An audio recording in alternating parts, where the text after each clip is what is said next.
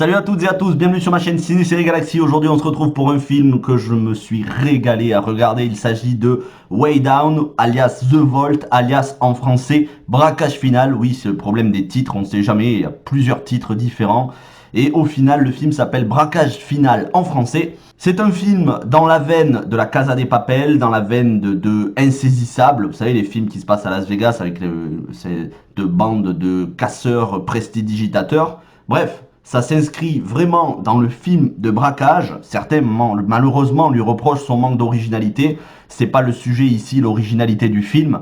Le sujet, c'est la Coupe du Monde 2010, parce que oui, l'intrigue se passe durant la Coupe du Monde 2010. On rappelle, c'est une fiction, mais ils ont très bien fait le montage par rapport à la Coupe du Monde 2010. C'est un élément essentiel du scénario. C'est un film de Jaume Balagueró que vous connaissez pour la saga REC, que moi je n'ai pas vu, mais qui apparemment a de bonnes critiques, et avec un casting assez prestigieux. Bref, synopsis, casting, points forts et points faibles, je vous dis tout. Pendant ce temps, vous voyez la bande originale, la bande annonce. J'avais fait une critique en face cam. Malheureusement, j'ai perdu le fichier, donc je refais, mais en voix off. Bon, voilà, c'est pas grave. L'essentiel, c'est ce que je dis, c'est pas ma tête. Donc, le synopsis, quel est-il? Pendant la Coupe du Monde 2010, une bande de braqueurs va essayer d'infiltrer la banque espagnole, le coffre-fort de la banque espagnole, pour récupérer un trésor qu'ils s'étaient fait on va dire, confisqué par l'administration, par le gouvernement espagnol, trésor qui provient d'une guerre entre galions au, il me semble, 16e siècle, de Sir Francis Drake, donc un trésor très important qui vaudrait plus que des dizaines de millions, qui a une valeur inestimable. Ça va être à la fois une chasse au trésor et en même temps un film de braquage, le tout durant la Coupe du Monde d'Espagne. Et justement, les différents matchs, le fait que l'Espagne, on se souvient, hein, on sait que l'Espagne a gagné, justement, les différents matchs ponctueront l'intrigue, permettront aux braqueurs de gagner du temps et d'agir pendant les 90 minutes des matchs. Donc pour le coup, oui, il y a un petit peu d'originalité, c'est pas mal, mais bien évidemment que ça vous fera penser énormément à la Casa de Papel, puisque le film se déroule en Espagne en très grande partie, ainsi qu'à Londres un petit peu. Le casting, quel est-il? Donc le réalisateur, comme je vous ai dit, Jaume Balagueró, connu pour la saga REC. On a Liam Cunningham, alias Davos Seaworth, Davos Mervo dans Game of Thrones, qui est très charismatique. Je vous conseille d'ailleurs la mini-série dont j'ai fait la critique, The Hot Zone, avec Liam Cunningham, qui est excellente. Une mini-série en 6 épisodes. Bref, là, il fait le chef de la bande, qui correspondrait un petit peu au professeur dans la Casa de Papel. J'ai pas vu la Casa de Papel en entier, j'ai juste vu les premiers épisodes. Il faudra que je regarde un jour. J'en entends tellement de bien. Mais voilà, un Liam Cunningham qui est plutôt charismatique dans le film. Pour le rôle principal, on a Freddie Highmore. Freddie Highmore, vous le connaissez pour The Good Doctor, la série qui passe sur TF1, mais bien évidemment pour Arthur et les Minimoys, et l'excellente série Bates Motel. Après, il a joué dans plusieurs films. Hein. Freddie Highmore, on l'a vu grandir au cinéma. Écoutez, dans ce film, il est très convaincant. Pour une fois, il a un rôle qui change un petit peu. Hein. Il fait le rôle d'un petit génie que les multinationales s'arrachent parce que, justement, c'est un ingénieur très jeune, très compétent, surdiplômé, voilà, toutes les multinationales le veulent pour travailler pour elles, et lui, bah, c'est quelqu'un qui a des idéaux, et c'est quelqu'un qui a le goût du risque et qui a le goût de la curiosité. Et donc, il va être attiré par cette équipe sur un projet. Le projet, c'est tout simplement d'essayer de comprendre comment fonctionne le coffre-fort réputé inviolable depuis des décennies, ce coffre-fort de la Banque d'Espagne. Et apparemment, lui, ce serait le seul, en tout cas un des seuls, à pouvoir en comprendre le fonctionnement. Voilà pour ce qui est de Freddie Highmore, qui est convaincant dans le film. Ça lui change de ce rôle qu'il a pu avoir. Encore une fois, c'est un film tout public, hein, c'est pas du tout un film violent où il va y avoir des scènes de sexe, pas du tout, c'est un film tout public, mais ça le change de ses rôles qu'il a habituellement. Ensuite, on a la franco-espagnole, très magnifique d'ailleurs, Astrid Bergès-Frisbé, qu'on a pu voir dans Pirates des Caraïbes, La Fontaine de Jouvence, qu'on a pu voir plus récemment dans Le Roi Arthur, la légende d'Excalibur avec Charlie Hunnam, ou dans des films indépendants, notamment High Origins avec Brit Marling. Voilà pour ce qui est de Astrid Bergès-Frisbé qui joue dans le film, et donc elle fait un membre de l'équipe.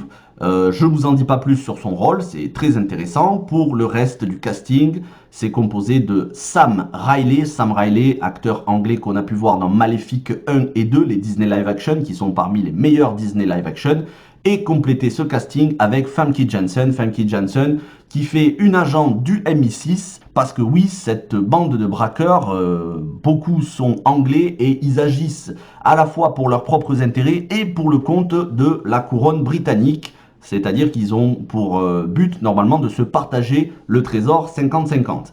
Donc Famke Janssen qui fait une agent du MI6, bon vous la connaissez bien évidemment pour son rôle de Jean Grey dans la saga X-Men ou étant la femme de Brian Mills dans Taken 1, 2 et il me semble le 3, je veux pas dire de bêtises, je sais plus si elle joue dans le 3 mais dans les deux premiers c'est certain, je crois qu'elle joue dans le 3 aussi.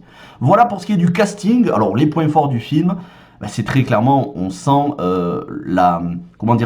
l'amour de l'Espagne, l'amour du football espagnol, parce que justement, on va avoir toutes ces scènes avec les fan zones, avec tous les gens qui vont se ruer dans les rues. On comprend l'importance du football pour les Espagnols, plus important encore que de déployer la sécurité, que de faire annuler un événement important pour justement tout mettre sur en matière de sécurité sur la banque pour éviter le braquage. Non, c'est le football espagnol. On comprend un petit peu donc l'importance du football espagnol quand on a même le directeur de la banque qui n'en a strictement rien à faire. Lui, tout ce qu'il importe, c'est de regarder le match, et même la bande de braqueurs parmi les membres, ils sont tous en train de suivre le match, certains même avec une petite radio portable pour écouter les commentateurs. Et c'est pour ça que j'ai aimé ce film, parce que ça m'a rappelé ces bons souvenirs. Je me souviens avoir regardé, parce que moi je suis fan de l'équipe d'Espagne, hein, je soutiens l'équipe d'Espagne, et je me souviens avoir vu toute la Coupe du Monde 2010 avec des amis chez moi pour la finale, et on avait fait la fête parce que l'Espagne avait gagné. Et donc quand on revoit les images, notamment de ce but avec Iniesta, que je vous remettrai en fin de vidéo, en espérant que ce soit pas bloqué par YouTube, ben ça fait tellement plaisir, et voilà, ça s'inscrit parfaitement dans la culture espagnole. Pour le reste, le scénario est plutôt astucieux, bien que classique, au niveau des rebondissements. Il y a de la tension, il y a des rebondissements, il y a de la loyauté sur certains personnages, il y a de la traîtrise sur d'autres personnages, je vous en dis pas plus, c'est une critique sans spoilers. On sent les personnages à cran, on sent la tension à chaque moment du film. Ça peut faire penser notamment à Haute Voltige, avec Catherine Zeta-Jones et Sean Connery, ce genre de film-là. Très bonne surprise. Pour ce qui est de la réalisation, c'est classique mais efficace. La musique, pareil. L'interprétation, rien à redire. Il n'y a pas du tout de longueur dans le film. Je l'ai suivi d'un trait, je l'ai regardé les 1h50 environ que dure le film. J'ai été passionné du début jusqu'à la fin. Si je devais trouver des points négatifs, je dirais peut-être le manque d'originalité dans l'ensemble, parce qu'on a déjà vu ce genre de film un très grand nombre de fois, et à commencer par la série La Casa de Papel, ou tout simplement, comme je vous disais en tout début de vidéo, les films Insaisissables 1 et 2. Mais franchement, quand on aime l'originalité, c'est pas très important. Le but, c'est de prendre du plaisir. Et bon, malheureusement, le film s'est fait un petit peu descendre selon certaines critiques. Il a 2,9 sur 5 sur Allociné. Pour moi, c'est assez injuste comme note. C'est un film sorti de nulle part, qu'on n'attendait pas, qui a été projeté, il me semble, sur MyCanal. Il est sorti le 30 avril. Une très bonne surprise.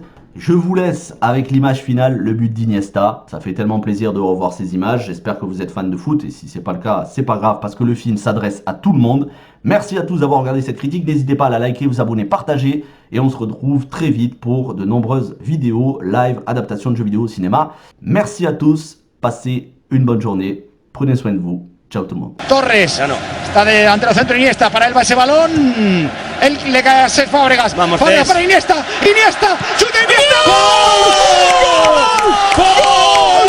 ¡Gol! ¡Gol! ¡Iniesta de mi vida! ¡Gol! ¡Gol! ¡Gol! ¡Gol! ¡Gol!